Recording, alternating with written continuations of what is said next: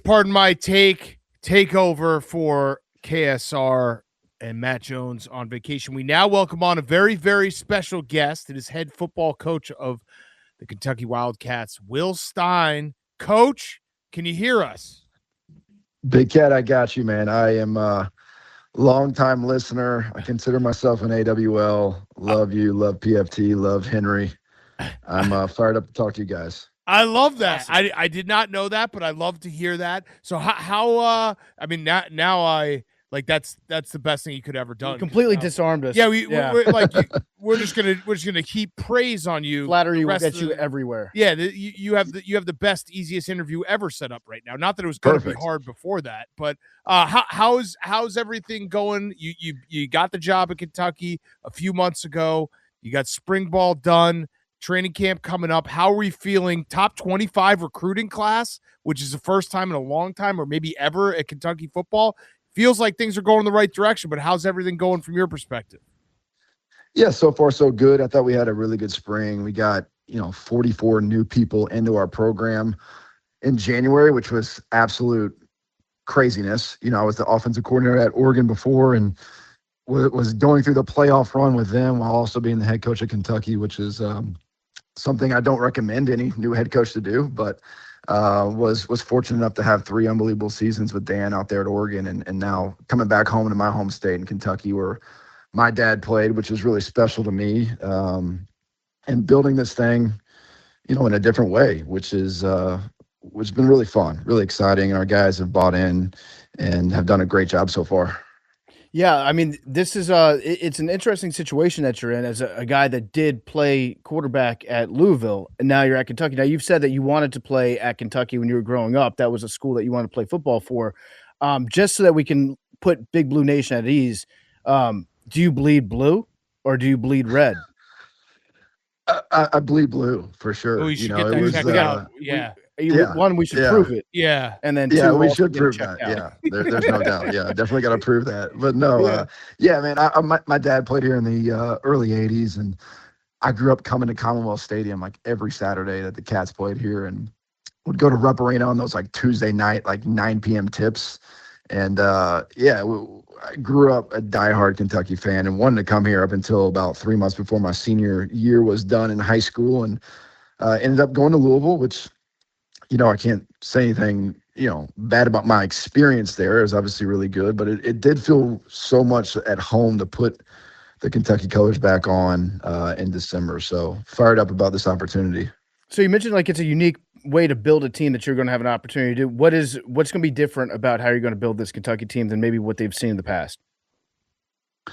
Yeah, I mean, I think we're just aggressive in recruiting, like I think if you want to like get these great players, like you got to wake them up in the morning. You got to put them to bed at night. Like you got to constantly recruit. It is truly the lifeblood of our program. And the best teams I've been on, whether that's Little League or high school football or college football now, had the best players. And so how do you do that? You got to be ultra aggressive. You have to develop real relationships with these players. And in the age of NIL and portal where money does matter, it still goes back to just building these relationships with the players, with their families, with their agents now, with their coaches, everybody in their circle, to where when they come on your campus 2, 3, 4, 5 times, they feel at home.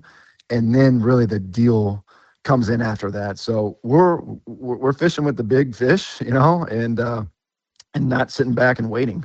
Yeah. Mm-hmm. So as you know, Coach, and people who are listening who maybe don't know our program, we judge acronyms, we judge sayings. You could tell a lot about a coach depending on what their sayings are. This is the Matt Eber. I'm a Bears fan. Matt Eberflus had the hits, which I knew right away. So stupid because I'm pretty sure the T in it was the ball, which made no sense. But you have a saying that I have to say, I'm gonna tip my cap. I believe in it. It's feed the studs. Can you explain to us what feed the studs means on a day-to-day basis? Yeah, for sure. I mean, ultimately it means like players win games. We have great scheme. I pride myself on having a great offense, great defense, great special teams now. And everybody runs inside zone and 4 verticals, but it looks a lot better when you got good players doing it. So that's our job, is to get our best players the ball as many times as possible. So It's not just like wideouts and running backs. To me, it's like we got a big left tackle named Lance Hurd, who I'm so fired up to have on our team. And how do we get him out in space?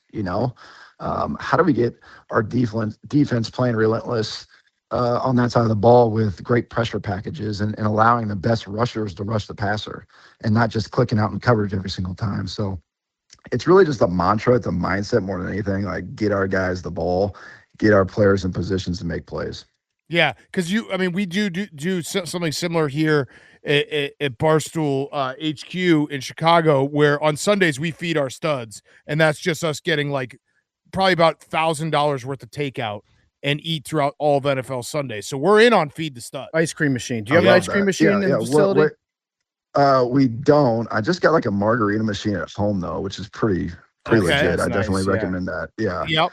But no, I mean, what's the order for the guys? Is it like we just going straight like Buffalo Wild Wings? Like, it's basically, if you are coaching a football game and you're talking about like leaning on them and the run game, wearing them down, that's what we do with our food game. So it's like somewhere around 11 noon kickoff Central Time, 11:30, there'll probably be wings, just like 100 wings.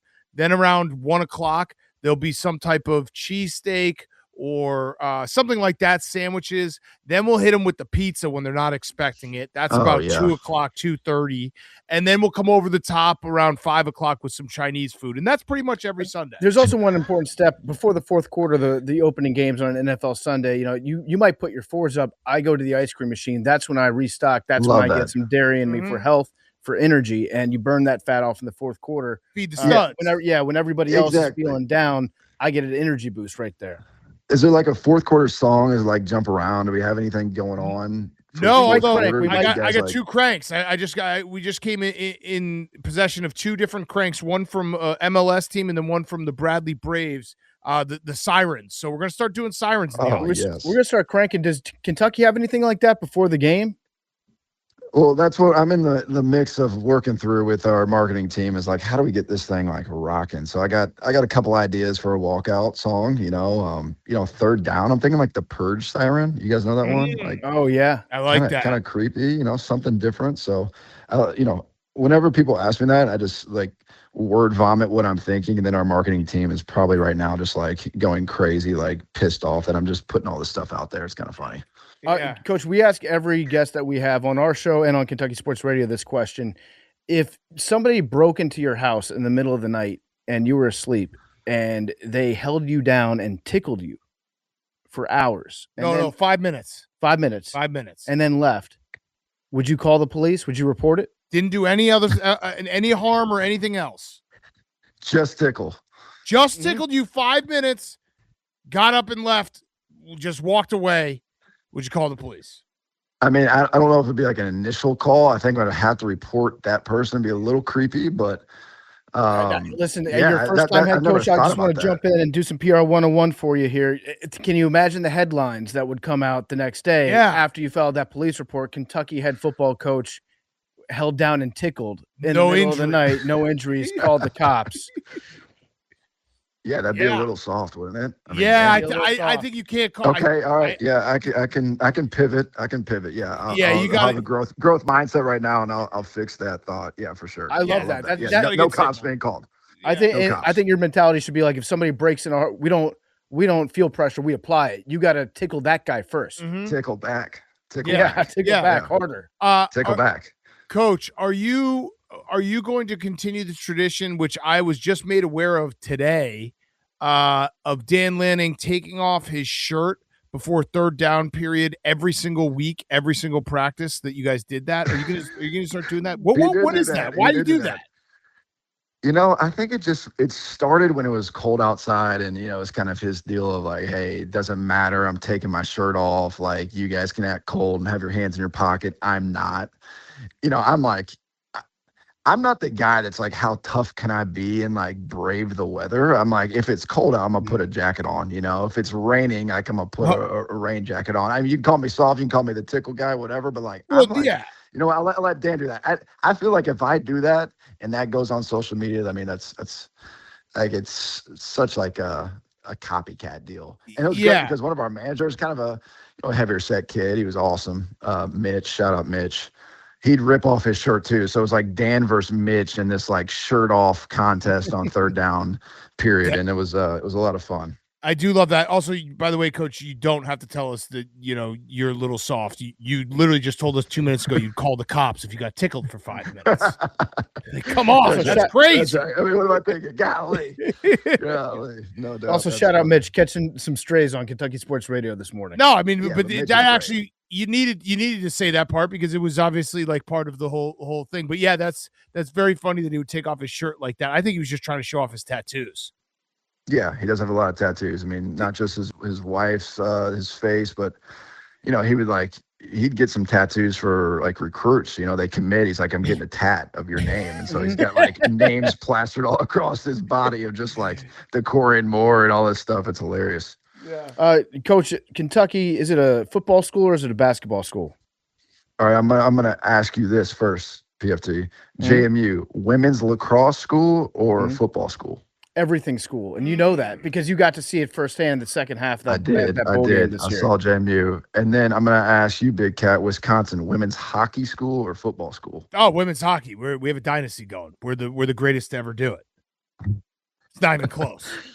Yeah. No, listen, I'm in the mindset like I'm obviously the football coach. I want this to be the most elite program in the country, so that's my mindset, and I'm the biggest Kentucky basketball fan too. Like talking about. Growing up a UK basketball fan, I used to go to Tubby Smith basketball camp and play against like Tayshaun Prince and Keith Bogans and all these great players. And we'd come to UK football camp and see great players as well. Tim Couch, Jared Lorenzen, just to name a few. So I'm in the mindset, especially with our new athletic director, Jay Batt, like, why can't we be good at both? So I'm fired up to watch Kentucky basketball play, but I know one thing. We play our first game September 5th. I think it's like 79 days out, if I'm right. Mm-hmm. So I'm fired up about Big Blue Nation being there and having an awesome season. Have you heard about the SEC coaches group chat that goes down? Yeah, I'm in it. You're in it? No, we're not talking about that one. We're talking about the one with Lane and Kirby. The one where things get a little special loose. One. Oh, yeah, I've okay, different chat. Yes. Yeah. I have the one heard that you're in, you're talking about the one with the commissioner, and it's like just a way to immediately let every coach know official SEC news. Yeah. We're talking about the one with Lane that. where there's GIFs and there's images and some questionable emojis that get tossed out every now and again. I've heard about some chats that are out there. I may have seen a few chats myself, but yeah, I think there's some. Guys have a good time. Yeah, you're gonna have any group chats. I mean, it's like the group chats with my buddies back home. I mean, they can get a little bit outrageous. Yeah, you're gonna have to earn your stripes though, because we asked Lane when we were in Baton Rouge. He said he wouldn't let a first-year head coach. As far as we know right now, it's Sark, Kirby, Lane, and then Drinkwitz. I think Drink is in it. Yeah, I think he confirmed that to us. So do you have to go do yoga with him first? Like, are you guys in a chat now? So you guys went. We are in a group chat. It's a different group chat. Not to brag. But yeah, I would actually highly recommend doing yoga early in the morning with Lane Kiffin. It's a great way to wake up. Mm-hmm. How was it? Was it like the intense cardio yoga, yes. or was it just like stretch? It was CrossFit. We had weights. Oh damn. Yeah. That's tough. And Lane looked at Zach and said he doesn't have any fast twitch muscle. I was like, you didn't have to have us come to yoga to figure that out, Lane. We could have just told you on the phone. Then they screamed at us when we left the room to get water. Isn't it amazing how like a 5-pound weight feels like 45 pounds in your hand? Well, yeah. Well, here's the trick. So they told us to get I think they said 20. Get some 20-pound weights. And we went back to the weight rack, and the 15-pounders looked exactly like the 20-pounders. Yep. So we said, yeah, we'll just grab those. I yelled to the boys. I was like, hey, don't grab 20s. No, absolutely not. And then how good it feels when you open up that door when it's all done. I mean, the best. Dude, the best. Sounds like you're a high yoga That is like guy. One of the best feelings. Yeah. I've done it before. Like, I know PFT, you lived in Austin, right? I lived in Austin, did that like core power yoga. My girlfriend at the time, now wife, like we would go, I think we got like a month subscription or something, or membership. And I felt like I was literally just going to pass out every single time I even just started it. And then there's people to my left and the right doing like headstands and some crazy stuff. I'm like, how is this possible? And then you walk outside into the Austin heat and you get no relief whatsoever from the heat that you were just dealing with a second ago. Yeah. I was looking at your resume. It is kind of interesting because you went from Texas, you were there with Coach Strong, and then you went to coach at Lake Travis High School. What was that like? That's right. Because some would say that Lake Travis is, they kind of run their football program more like a college program than a lot of schools across the country. But what was it like coaching in high school then? It was awesome. I'd been in college football for 5 years as like a quality control, and just really wanted to get my hands on calling plays. And so the Lake Travis job opened up, and I spent 1 year with Tom Herman in his first season at Texas. And then I was like, you know what, let me go. I want to try this myself. So I interviewed for it and got the job. And a kid named Hudson Card was my quarterback. And then I had some receiver named Garrett Wilson. I don't know if you guys know him. Mhm. He was my wideout. And so, I mean, it was like crazy, designing plays and things for Garrett, who absolutely dominated high school competition.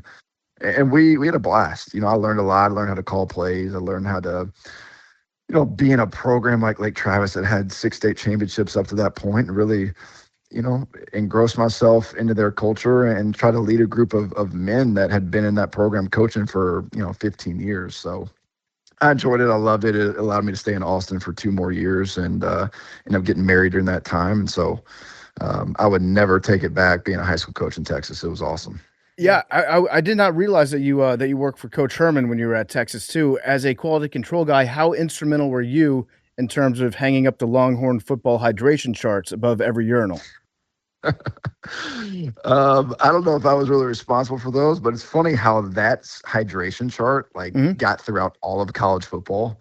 Like, you could go in facilities across America and they have these intense hydration charts and basically call you every name in the book as dehydrated as you become. Yeah. So it's funny, man. I think you guys should get one in your office. I don't know if Oh, you we already had have one. Yeah, but- we did. Nice. We hung one up. It was just we were all bad guys. Yeah. We were the last one on the list. Yeah. And I remember Bad the guy. second to lowest was blatant disregard for your teammates. You were headed to That's right. Area 51.